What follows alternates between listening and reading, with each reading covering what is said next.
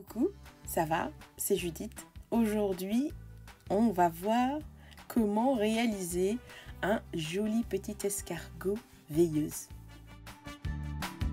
Avant de vous montrer tout ça, j'ai la joie et le bonheur de vous annoncer que désormais, je vous partagerai encore plus de contenu grâce au Crafty Friends Club.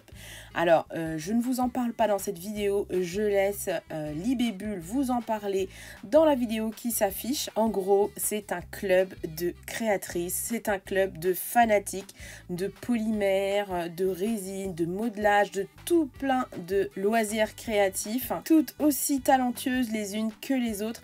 Je vous laisse donc aller voir la vidéo de Libébule qui vous en parle de ce club et je peux vous dire que vous allez être ravis.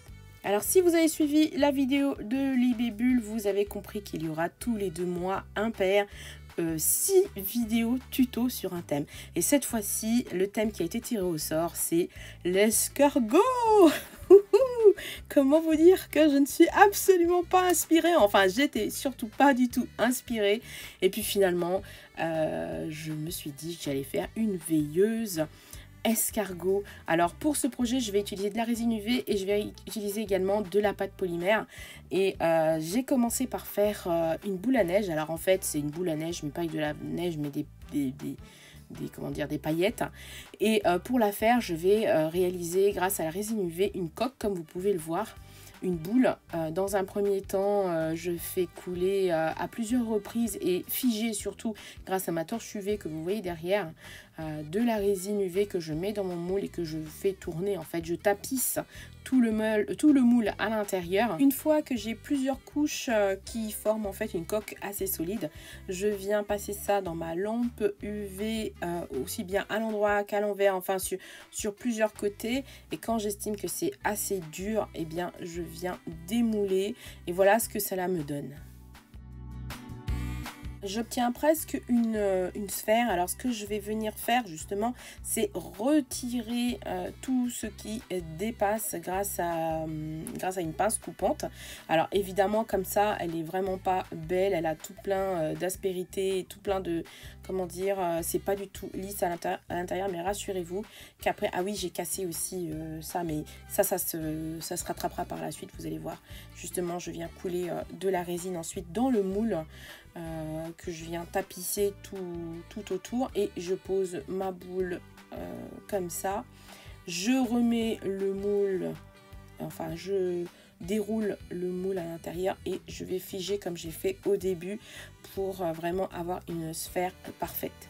Donc comme je vous le disais, tout l'aspect qui n'est pas lisse à l'intérieur, quand je vais remplir la boule de liquide, on ne verra plus ça. Donc voilà ce que ça donne. Donc c'est pas parfait, mais bon, je me dis le côté qui n'est pas parfait sera dans le fond, ça sera caché. Voilà.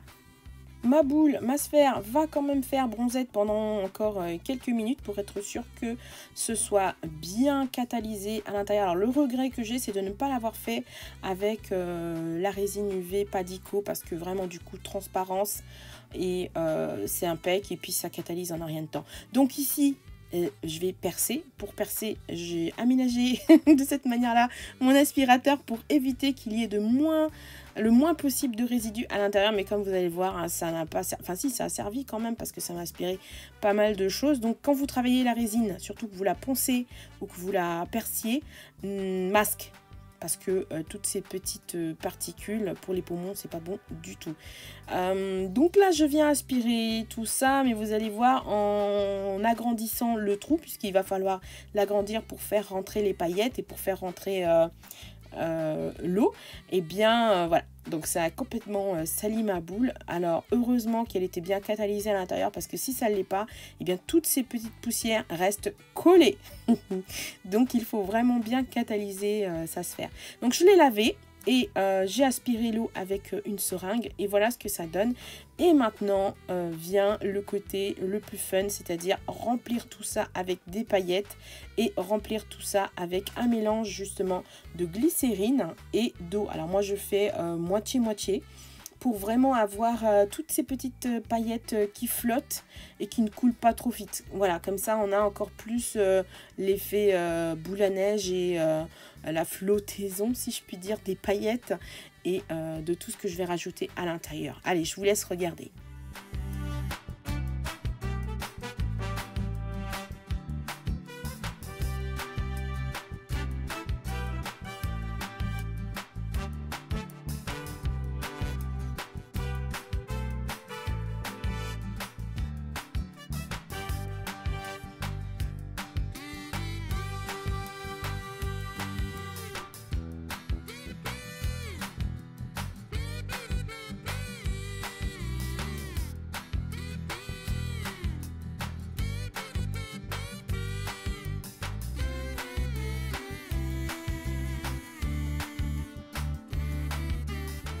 Une fois que j'y ai intégré toutes mes paillettes, je vais y injecter mon eau, mon mélange d'eau et de glycérine. Et vous voyez déjà comment l'effet boule à neige est réussi. Le mélange est parfait. Et je vais venir maintenant fermer ce trou. Donc regardez un petit peu ce que ça donne déjà avant de fermer le trou. Donc là, nickel, on peut colorer, on peut rajouter des colorants à l'intérieur, donc colorants alimentaires. Moi j'ai coloré aussi une autre boule avec des colorants pour résine, mélanger un petit peu là-dedans, ça fait un bel effet. Donc maintenant je vais fermer tout ce petit monde, je vais fermer cette boule. Donc vous voyez que c'est super épais et c'est super solide, vous voyez la tranche, l'épaisseur de la sphère. Et je vais fermer ceci avec de la résine UV et je vais y aller par étapes. Pour vraiment avoir un trou super bien fermé.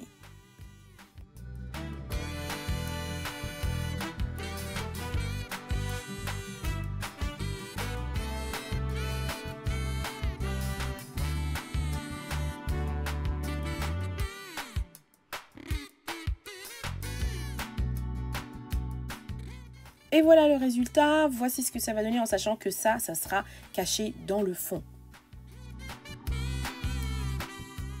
Voici la petite lampe LED que j'utilise comme support pour mon projet. Alors je l'ai acheté sur AliExpress. Je vous mets de toute façon tout le matériel et toutes les fournitures en description.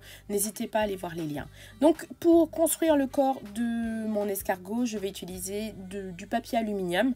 Voilà, donc je viens modeler un petit peu tout ça. Je rajoute encore de l'aluminium parce que c'est pas assez solide. Et une fois que je serai satisfaite de la forme, eh bien il ne restera plus qu'à habiller avec de la pâte polymère. Alors moi j'ai choisi de la pâte polymère couleur chair. Regardez comment je m'y prends.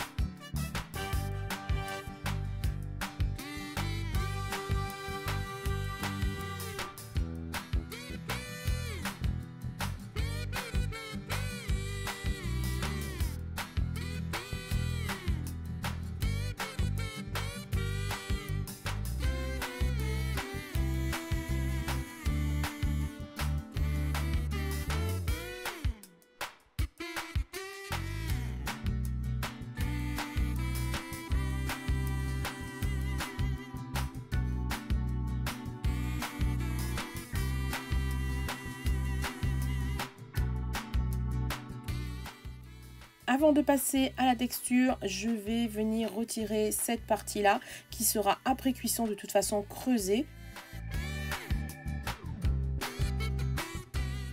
Pour texturer, j'utilise ces tapis de texture. Donc j'en prends un pour tenir l'escargot et l'autre pour texturer. Et en même temps, ça me permet de ne pas laisser d'empreinte. Donc je vais faire ça sur tout le corps de l'escargot.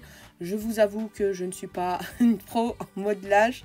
Donc vous avez le droit de vous moquer de mon escargot.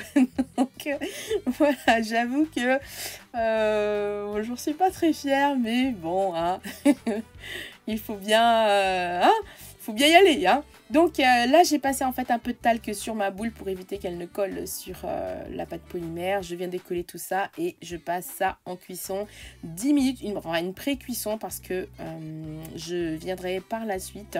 Bah voilà, c'est ce que je suis en train de faire là, y coller les petites antennes. Donc pour les antennes, c'est simple, hein, je viens faire un petit boudin que je coupe en deux, je plie les extrémités et je viens, c'est vraiment du modelage niveau maternel. Et je viens ensuite coller tout ça sur mon escargot et texturer. Ensuite, ça part en cuisson pendant cette fois-ci 30 minutes à 110 degrés puisque j'utilise de la pâte polymère. Fimo couleur chair.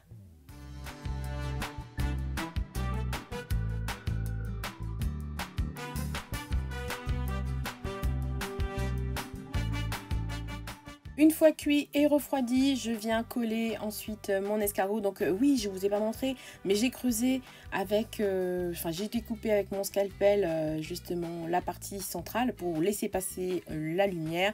Je vais ensuite la coller et je vais dessiner le petit visage kawaii parce que les rampants, moi c'est pas trop mon truc. Hein, je suis pas très fan de tout ce qui est ver de terre, limaces, escargot, tout ça. Donc vraiment pour lui donner un petit, comment dire, un petit air tout mimi. Voilà, je suis venue lui faire un petit visage kawaii et voilà, le projet est terminé. Il n'y a plus qu'à y poser, enfin à remuer la boule et à y poser justement la boule et ensuite à allumer la petite lumière. Donc c'est un projet super pour les enfants dans la chambre, justement pour illuminer leur chambre la nuit. Et comme vous pouvez le voir, ça fait des petits reflets. Là, ça se voit pas très bien parce que c'est sur mon plan de travail. Mais sur une table de chevet, voilà. Et sur les murs, bien, ça fait des petits reflets tout brillants. Et on dirait des petites étoiles. Donc, c'est magnifique. Donc, je vous présente Hector. Hector qui est le prototype que j'avais teinté en bleu. Par contre, là, dans cette boule à neige, il n'y a que de l'huile de... Non, j'ai mis que de la glycérine. Vous pouvez aussi mettre de l'huile pour bébé. Hein. Moi, j'ai mis que de la glycérine dans celle-ci. Et voilà la différence entre les deux. C'est que quand il n'y a que l'huile de bébé, eh bien, voilà, ça bouge pas beaucoup. Non, c'est pas de l'huile de bébé, que de la glycérine plutôt. Et là, vous voyez, là, le mélange il est parfait puisque nos éléments à l'intérieur flottent. Et voilà, je préfère. Bon, ma boule est un peu cracra, mais un petit coup de lingette et c'est reparti.